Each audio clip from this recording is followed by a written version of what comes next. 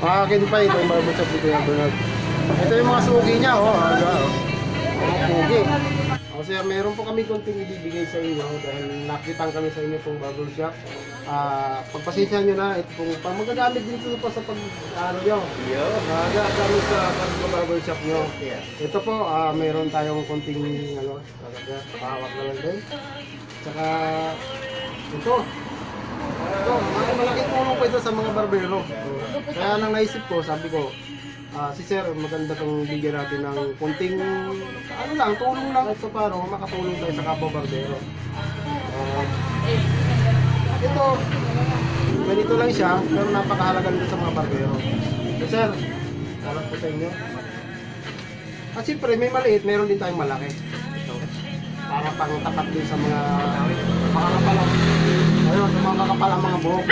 Makakapal din ang mukha. Kaya ito po, maraming salamat sir.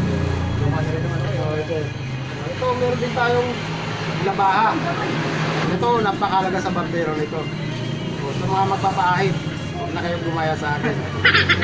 So, ito sir, para po sa inyo yan. Ito po,